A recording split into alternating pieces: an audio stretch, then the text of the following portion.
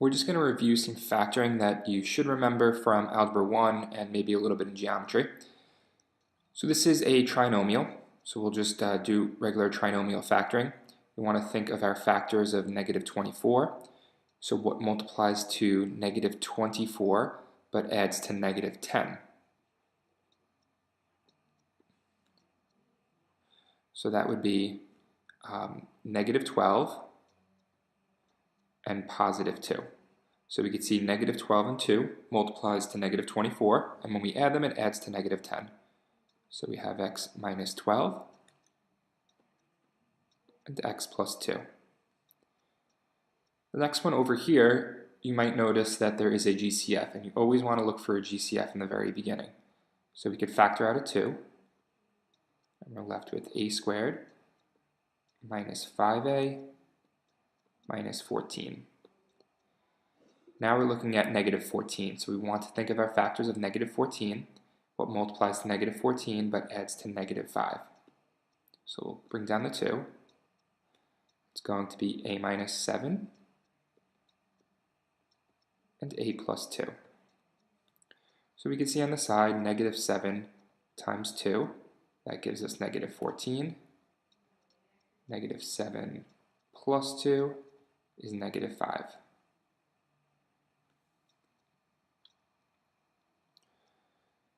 These are also trinomials, but they're a little bit different because in this first example, we can't factor anything out, so our leading coefficient is greater than 1.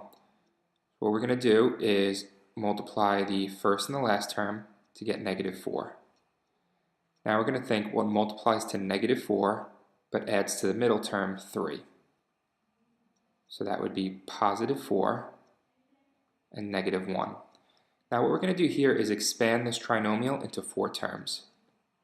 So it's 2x squared plus 4x minus 1x minus 2. So notice we didn't change the expression around, we just changed the way it looks because 4x and negative x is still 3x if we added that. Now that it's 4 terms, we are going to go ahead and factor by grouping. So we can just split it down the middle, and now we're going to look to factor these two. So we want to come up with the GCF, and that's going to be 2x. So we have 2x, x plus 2. Now on this one, we want to get it to look like x plus 2, so we could factor out a negative 1, and that would become x plus 2.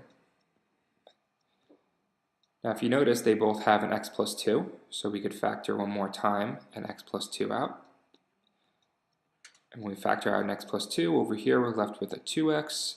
When we factor out an x plus 2, we're left with a negative 1. And that would be our final factorization. This example, we could factor out a GCF first, so we could take out an x squared. And we're left with 9x squared minus 12x plus 4. Next step is to multiply the first and the last term, so that's 36. Then we want to think what multiplies to 36 but adds to negative 12. So that's going to be a negative 6 and a negative 6. So we have x squared. Now we expand it to 4 terms. 9x squared minus 6x minus 6x plus 4. Now we can go ahead and do factor by grouping. So we're only looking at these first 2 terms, and then we look at these 2 terms. Okay, so out of these 2, we could factor out a 3x,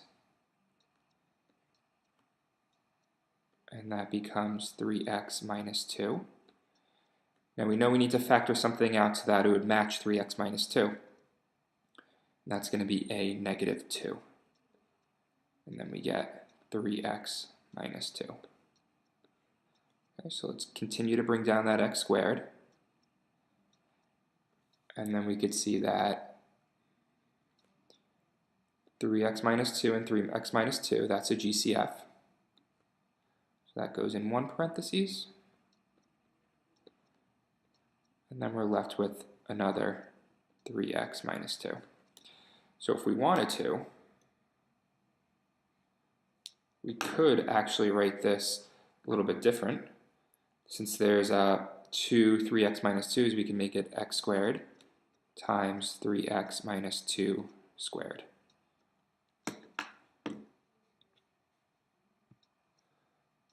The last type of factoring is going to be difference of two perfect squares. So to start, we always look for a GCF. In this case, we could factor out a 2x, and we're left with x squared minus 49. Now we did not factor this completely because this would be a difference of two squares. X squared is a perfect square and 49 is a perfect square, and there's a subtraction sign in between them. So we can make this x plus 7, x minus 7, and that would be factored completely. The last one, there's no GCF, but we can see that these are both perfect squares. 9x squared is 3x, and 4/9 is 2/3. So we're looking at 3x plus 2/3 and 3x minus 2/3. So I hope that was a good refresher. We're going to continue with these and do some harder examples in class.